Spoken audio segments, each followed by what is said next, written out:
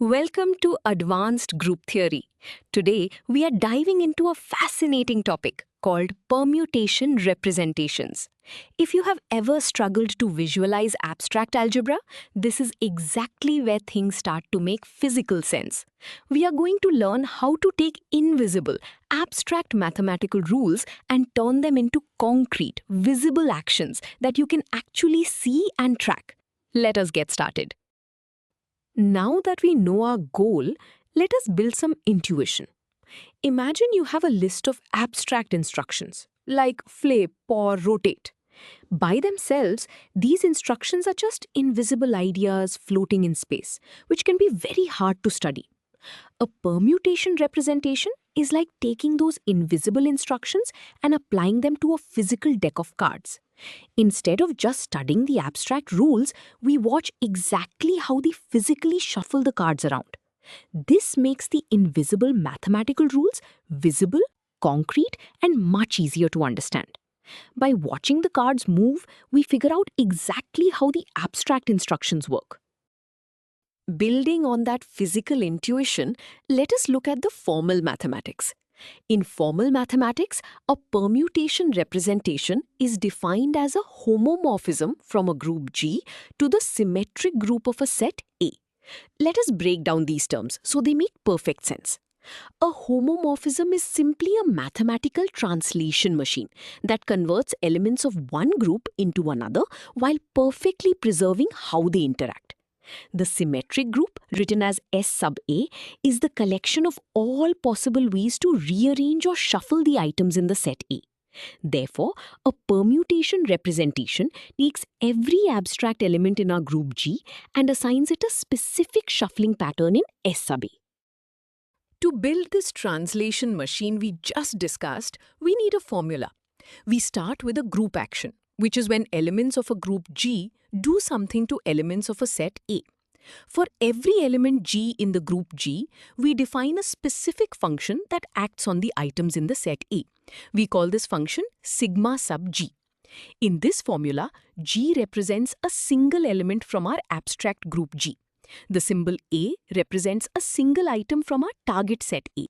The dot represents the group action, which is the rule for how G interacts with A. Finally, sigma sub G of A is the new position of the item A after the group element G has moved it. As the group element G changes, the resulting movement of the item A changes as well. Before we prove anything about this formula, let us see it in action with a concrete example. Let us look at a very simple group G containing 1 and -1 under standard multiplication. We want to see how this group acts on a set of two distinct objects, A equals X and Y. The rule for our action is that multiplying by 1 leaves the objects alone, while multiplying by -1 swaps their positions. We will take each element of the group one by one. Because 1 is the identity element, X stays exactly at X and Y stays exactly at Y. We write this resulting rearrangement as a formal permutation function using a two-row matrix format, which represents the do-nothing permutation. Continuing with our set of two objects, we now look at the group element -1. According to our rule, this element swaps the objects. In the matrix notation, we see that the object X in the top row now points to Y in the bottom row. Similarly, the object Y in the top row points to X in the bottom row. We have successfully represented the abstract number -1 as a physical swapping action. This final matrix perfectly captures the permutation representation for the second element of our group, showing exactly where each item ends up. Let us look at another example, this time involving geometry. Consider the cyclic group C3, where E is doing nothing, R is a rotation by 120 degrees, and R squared is a rotation by 240 degrees. We want to find the permutation representation of this group acting on the three corners of a triangle, labeled 1, 2, and 3.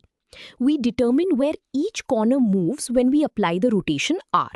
We express this using cycle notation, a shorthand showing the continuous loop. The notation 1, 2, 3 is read as corner 1 moves to 2, 2 moves to 3, and 3 wraps around to 1. This perfectly captures the physical spinning of the triangle. Now let us find the representation for the final element in our cyclic group. This formula shows the action of the double rotation, r squared. If we rotate the triangle twice, corner 1 skips over position 2 and lands directly in position 3. Corner 3 moves to position 2 and corner 2 moves to position 1. The cycle notation 1, 3, 2 captures this exact sequence of movements. We have successfully mapped every abstract rotation to a specific permutation of the corners. This final answer completes our permutation representation for the entire group of triangle rotations. Now that we have seen how these formulas work in practice with our examples, we need to prove mathematically why this is a valid permutation representation. We must first prove that sigma sub g is actually a permutation. A permutation is a bijection, which means it is a perfect one-to-one matching when no item is left out or counted twice. We prove this by showing that the function has a perfect reverse move or inverse, which is created by the inverse group element G inverse. We set up our proof by applying the action of G to an item A and then immediately applying the action of G inverse to see if we can reverse the process. Continuing our proof, we evaluate the mathematical expression for this reverse move. Here, G inverse represents the exact opposite action. The symbol E is the identity element of the group, which represents doing absolutely nothing. This equation shows that if you apply the action of G to an item A and then immediately apply the action of G inverse, the G and G inverse cancel out to give the identity E. Multiplying by E gives you the original item A back. Because every action can be perfectly undone, no items are lost or duplicated. This gives us our final result, proving that sigma sub g is indeed a valid permutation. We have proven we have valid permutations, but that is only half the definition. Next, we must prove that the mapping from the group to the permutations is a homomorphism. This means that combining two group elements first and then acting on the set must give the exact same result as acting on the set with one element and then acting on it with the second element. To set up this proof, we test this requirement with two different group elements from our group G, which we will call G1 and G2. We need to show that the order of operations does not change the final physical arrangement. Let us look at the final equation for our homomorphism proof to see how the math unfolds. The expression G1 times G2 represents combining those two elements inside the abstract group before doing anything else. The right side of the equation shows the function sigma sub G2 acting first on the item A, followed immediately by the function sigma sub G1 acting on that new result. Because the left side mathematically equals the right side, we have proven that the structure of the group is perfectly preserved when translated into permutations. This final result confirms that our translation machine works flawlessly, and we have successfully built a true permutation representation. Now that we have proven the mathematics, let us look at a diagram that visually summarizes the entire concept we just learned. On the left side, you see a circle representing our abstract group G, containing a single abstract element G. The arrow labeled phi is our translation machine, the homomorphism. It maps the abstract element over to the right side into the symmetric group S sub A.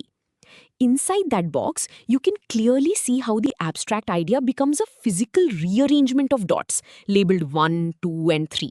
The arrows show exactly where each dot moves. This diagram perfectly captures the essence of a permutation representation, turning invisible group elements into visible concrete actions. You might be wondering, why do permutation representations matter in the real world? They are actually the absolute foundation for understanding complex symmetries in nature. In chemistry, scientists use permutation representations to track how atoms in a molecule swap places during chemical reactions. In quantum physics, they are used to describe the behavior of identical particles, which determines whether a material will act as a laser or a solid metal. Furthermore, a famous mathematical result called Cayley's theorem proves that every single finite group can be represented as a permutation group.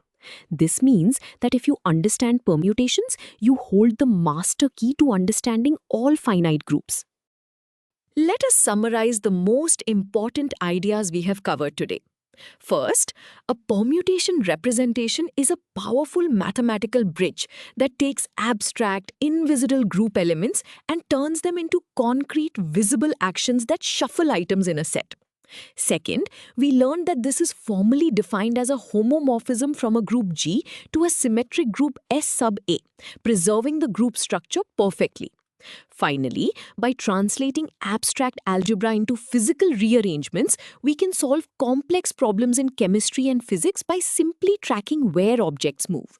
You have now mastered the foundation of permutation representations, proving that every abstract group is ultimately just a set of instructions for moving things around. Great job!